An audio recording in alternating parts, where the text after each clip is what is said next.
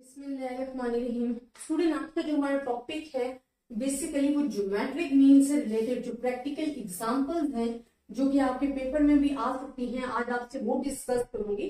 Previous lecture अगर आप मेरा देखोगे तो वहां पे मैंने ज्योमेट्रिक मीन आपके साथ डिस्कस किया हुआ है और ज्योमेट्रिक मीन के इंट्रोडक्शन में आपको बताया होगा how can prove the geometric mean, जो कि एंटी लॉग मैंने आपको प्रूव कराया हुआ फॉर द हमारे ग्रुप एंड अनग्रुप डेटा के लिए, और डेफिनेशन एक्सप्लेन की हुई है और बताया हुआ है कि ग्रुप डेटा बेसिकली क्या होते हैं, अनग्रुप डेटा क्या होता है। आज जो आप एग्जांपल्स भी करोगे ना वो इन टू कैटेगरीज में करोगे। एक तो अनग्रुप डेटा की आपको डेटा गिवन होगा तो उसको हमने किस तरीके से सॉल्व करना है, अगर ग्रुप डेटा की डेटा गिवन है तो आपने उसको किस तरीके से सॉल्व करना है, ये तमाम चीजें मैं आज आपके साथ डिस्कस करूंगी। अच्छा, तो स्टूडेंट सबसे पहले आ जाता है ज्योमेट्रिक मीन। हम कहते हैं positive and root of their product is called the geometric mean. आपको जितनी भी एवरेजेस गिवन है ना, अगर आप उनको फार्मूले अच्छे तरीके से आते हैं ना तो आप इजीली उनको डिफाइन कर सकते हो, बिकॉज जो आपकी डेफिनेशन है ना वो टोटली आपके फार्मूले पे डिपेंड कर रही है।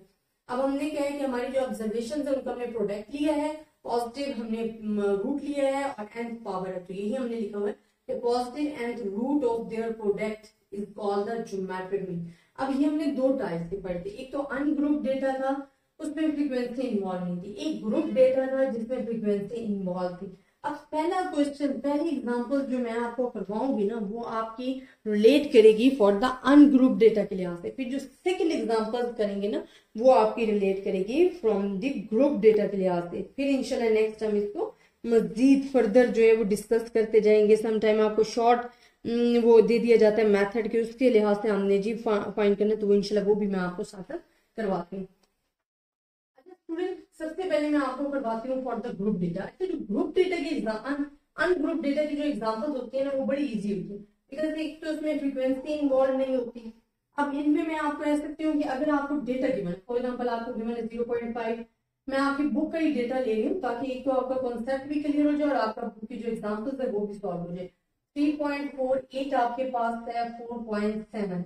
अब ये आपको डेटा गिवन है एंड क्वेश्चंस में आपको कह रहे हैं 3.6 आपकी एग्जांपल है, पंजाब यूनिवर्सिटी की बुक है, वो आपको कह रहे हैं कि compute the geometric mean by using definition of the observations. आपको डेटा गिवन है एंड दे आर सेइंग कि आपने ज्योमेट्रिक मीन फाइंड करना है। सिंपल ज्योमेट्रिक मीन है, इसमें हमारे किसी किस्म की हमारे पास फ्रीक्वेंसी इन्वॉल्व नहीं है, तो हमारे पास जो ज्योमेट्रिक मीन का भी हमने फार्मूला पढ़ा है ना, तो जितनी भी ऑब्जर्वेशन हैं वो हमारे पास आ जाएंगे। अब कितनी ऑब्जर्वेशन है, 1 2 3 4 5। अब हमने ज्योमेट्रिक मीन फाइंड करना है, तो आपके पास टोटल कितनी ऑब्जर्वेशन है, 1/5। मैं इसको ब्रैकेट्स को खोल रही हूँ, ठीक है, और आपके पास क्या है 0.5 multiply by 10 multiply by 2.7 multiply by 3.48 multiply by 4.7। You have the 5 observation. जब आप इससे मल्टीप्लाई करके इसका जो भी आंसर आ रहा है उसकी पावर 1/5 लोगे कैलकुलेटर पे, तो आपके पास आंसर आ जाएगा 8577। प्लस मैं इसको मल्टीप्लाई नहीं कर रही, ये कैलकुलेटर का काम है। आपने सिंपल जो भी वैल्यूज आपको गिवन है ना आपने उनको आपस में मल्टीप्लाई कर देना। और तो ये तो कंडीशन होगी हमारे पास, वो होगी जब आपके पास डेटा होगा अनग्रुप डेटा। अगर तो ग्रुप डेटा गिवन है देन आपके पास क्या कंडीशन होगी, मैं आपको सेकंड एग्जांपल करवाती हूँ। अगर आपके पास ग्रुप डेटा है तो ग्रुप डेटा और अनग्रुप डेटा में जो मेन फर्क है वो यही है कि ग्रुप डेटा में आपको फ्रीक्वेंसीज गिवन होती हैं, लेकिन हमारे पास जो अनग्रुप डेटा होता है उसमें फ्रीक्वेंसी गिवन नहीं होती। आपके पास सेकंड एग्जांपल में जो डेटा है ना, पहले मैं वो आपके पास लिखी हूँ फिर आपको समझाती हूँ कि क्वेश्चन में वो आपको क्या कह रही है कि और how we can solve it, उसे हमने सॉल्व कैसे करना है, how we can apply the method and what method we can apply, ये तमाम चीजें आपको पता होनी चाहिए। सबसे पहले मैं आपको क्वेश्चन लिखकर बता देती हूँ। आपको क्लास बाउंड्रीज गिवन है, देन फ्रीक्वेंसीज गिवन है,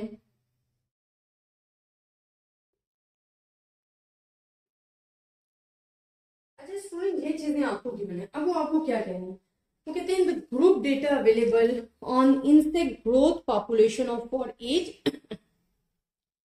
corresponding frequencies are given. Find geometric mean for the above data. अब आपको कह रहे हैं कि ये जी आपको डेटा गिवन है, आपको क्लास बाउंड्रीज दे दी गई हैं, आपको कॉरेस्पॉन्डिंग फ्रीक्वेंसीज दे दी गई हैं एंड और वो आपको कह रहे हैं जी आपने ज्योमेट्रिक मीन फाइंड करना है। अब ये तो आपको कंफर्म हो गया है कि जो ज्योमेट्रिक मीन फाइंड करना है वो for the group data, because frequency in involve है। तो जो हमने अपना फार्मूला पढ़ा था ज्योमेट्रिक मीन का, वो हमारे पास एंटी लॉग। अच्छा, मैंने जितने भी बहुत सारे स्टूडेंट्स के मैं पेपर चेक करती हूँ, तो उसमें सबसे ज्यादा जो मैंने मिस्टेक्स देखी होती है ना स्टूडेंट्स की, सारा मेथड उन्होंने बड़ी अच्छे तरीके से किया होता है। मिस्टेक वो कहाँ पे आके कर जाते हैं जी, मिस्टेक वो यहाँ पे आके कर जाते हैं कि वो लॉग यहाँ तक तो ये सारा कर लेते हैं बट एंटी लॉग नहीं देते। एंटी लॉग ना लेने से उनका जो आंसर है, उनके जो मार्क्स हैं वो पेपर में कट जाते हैं। तो स्टूडेंट आपने माइंड में रखना है कि आपने लॉग ज्योमेट्रिक मीन नहीं फाइंड करना। आपको क्वेश्चन में लॉग ज्योमेट्रिक मीन फाइंड करने के लिए नहीं कहा गया, बल्कि आपको ज्योमेट्रिक मीन फाइंड करने के लिए कहा गया है। और अगर आप मेरी प्रीवियस वीडियोस देखोगे तो वहां पे लॉग को जब हम कन्वर्ट करते हैं दूसरी साइड पे, तो वो कन्वर्ट हो जाता है इनटू द एंटी लॉग। तो ये हमने एंटी लॉग मार्क्स लेना होता है। इसका मेथड जो है कैलकुलेटर पे मैं आपको एक वीडियो बनाऊंगी जहां पे मैं आपको ये तमाम चीजें लेने का मेथड साथ साथ डिस्कस करती जाऊंगी। बहुत सारे स्टूडेंट ये जो कैलकुलेटर पे भी उनको बहुत ज्यादा कंफ्यूजन हो जाती है, तो इंशाल्लाह मैं आपके साथ डिस्कस करूंगी।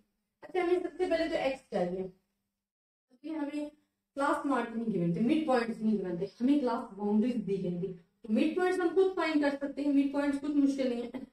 पहली और दूसरी वैल्यू जो इनको ऐड करो, डिवाइड बाय 2 कर दो, 0 + 4 डिवाइड बाय 2, आपके पास 2 आ जाएगा। ये मैं यहाँ पे लिख रही हूँ। 4 and 8 12 डिवाइड बाय 2 6 आ गया। 12 और 8 10 divide by 2 20 divide by 2 10। Then 16 and 12 हमारे पास कितना होगी 28 डिवाइड बाय 2 14। इसी तरह 18, इसी तरह 22 26 हमारे पास आ जाता है। हमने कहीं मिस्टेक किया, 2 6 10 14 18 22 26 जरा आगे पीछे हो गई थी। अब स्टूडेंट आपने क्या करना है, देखिए आपको not required for the x, आपको देखिए फार्मूले में एक्स नहीं चाहिए, आपको लॉग ऑफ एक्स चाहिए। आपने एक्स तो फाइंड किया ना, बट फार्मूले की जो रिक्वायरमेंट है ना वो आपको मांगने हैं लॉग ऑफ एक्स। तो लॉग ऑफ एक्स जब हमने लेने हैं तो आपके कैलकुलेटर पे, अच्छा ये बड़ी सिंपल एक्सेस, स्टूडेंट कंफ्यूज हो जाते हैं। मैं इंशाल्लाह इस पे एक वीडियो भी बनाऊंगी, मेरे ज़हन में है, सिर्फ मैं जरा बिजी रूटीन की वजह से नहीं बना सकी। लॉग एक्स आपने कैसे फाइंड करना है, देखिए जहाँ पे एक्स आपको गिवन है ना, आपकी कैलकुलेटर पे लिखा होगा लॉग का वर्ड, ठीक है। आपने लॉग और एक्स की वैल्यू सामने लिख देनी है, इक्वल दबाएंगे तो उसका आंसर आ जाना है, ठीक है। ये तमाम छोटी छोटी चीजें जो है ना, एंटी लॉग कैसे लेते हैं, लॉग कैसे लेते हैं, पावर के साथ मल्टीप्लाई किसी वैल्यू को कैसे करना है, पावर कैसे देनी है, ये तमाम चीजें इंशाल्लाह मैं आपके साथ नेक्स्ट वीडियोस में, किसी नेक्स्ट वीडियो जो बनाऊंगी इस पे बनाऊंगी, इंशाल्लाह डिस्कस करूंगी आपके साथ। अब लॉग ऑफ एक्स आपने लिया कि लॉग को अप्लाई किया और साथ में 2 लिखे, तो आपका आंसर आएगा 0.3010। 6 का लॉग लिया तो 0.7782। 10 का लॉग लिया तो 1.0000 आ गया। 14 का लिए तो 1.1461। ये आप लोग खुद कैलकुलेटर पे लेना, बट मैं डायरेक्ट ये पेपर में लेते हुए रिलैक्स तरीके से एक ही मरतबा लिख लिया करें, ताकि आपको दोबारा रीचेक करते हुए टाइम वेस्ट ना करना पड़े। 1.4150। अब आपको तो चाहिए F log of x. F आपके पास गिवन है, लॉग ऑफ एक्स गिवन है, आप इसको मल्टीप्लाई कर दो एफ वाले कॉलम को और लॉग ऑफ एक्स वाले कॉलम को। जब हम मल्टीप्लाई करोगे तो आपके पास जाएगा 0.602138। आपने कैलकुलेटर पे से मल्टीप्लाई करना, मैं डायरेक्ट इसकी वैल्यूज लिख रही हूँ बिकॉज मेरे पास इतना टाइम नहीं है। आपने सिर्फ और सिर्फ मेथड आपको बताना है कि जी आपको मेथड समझ में आ जाए, तो आपने करके देखना। मैं डायरेक्ट इसका आंसर जो है लिख रही हूँ 8.7869 5.3697 1.4150। यह आ जाता है जी 36.2334। फ्रीक्वेंसीज आपके पास आ जाती है 34। अब आपने क्या करना है, एंटी लॉग फार्मूले में वैल्यू पुट करनी है। लॉग ऑफ एक्स आपके पास गिवन है वो है 34। यहाँ पे आपके पास इसका सम गिवन है 36.334। इसको हमने डिवाइड करने हैं, डिवाइड करने से जो आपकी वैल्यू आएगी वो आपके पास आएगी एंटी लॉग 1.0657। अब हमने एंटी लॉग कैसे लेना है। अच्छा, कैलकुलेटर पे आपके पास आपने क्या करना है, लॉग दबा के शिफ्ट दबाना, शिफ्ट दबा के लॉग दबा के फिर आपने वैल्यू लिखनी है। समटाइम आपके पास शिफ्ट पहले दबाना पड़ता है, किसी में आप बाद में दबाते हो, तो आपने देखें वो लिखा हुआ आएगा एंटी लॉक। शिफ्ट दबा के आपने लॉक लेना है, साथ में वैल्यू लिखनी है, आपका एंटी लॉक मेंशन होगा कैलकुलेटर पे, वो लिख कर आएगा। जब आप वैल्यू लोगे डायरेक्ट वो वैल्यू आपको प्रोवाइड करेगा 11.6329। तो ये आपके पास आंसर आ जाएगा। अच्छा, तो ये दो एग्जांपल थे ज्योमेट्रिक मीन जिसमें ग्रुप डेटा और अनग्रुप डेटा दोनों इन्वॉल्व थे। अब मैं इंशाल्लाह आपको नेक्स्ट जो एग्जांपल्स करवाऊंगी ना वो ज्योमेट्रिक मीन से रिलेटेड होगी, लेकिन उसमें आपसे शॉर्टकट मेथड के तहत कहा जाएगा, मतलब डी का मेथड लगा के आपने ज्योमेट्रिक मीन फाइंड करना पड़ जाए तो फिर आप कैसे करोगे। तो इंशाल्लाह वो नेक्स्ट वीडियोस में डिस्कस करेंगे। आई होप स्टूडेंट आपको ये समझ में आया होगा। अगर आपको फिर भी किसी भी किस्म की कंफ्यूजन है तो आप मुझसे डिस्कस कर सकते हो। ज्यादा से ज्यादा स्टूडेंट्स के साथ शेयर कीजिएगा, अपनी दुआओं में याद रखिएगा। अल्लाह हाफिज।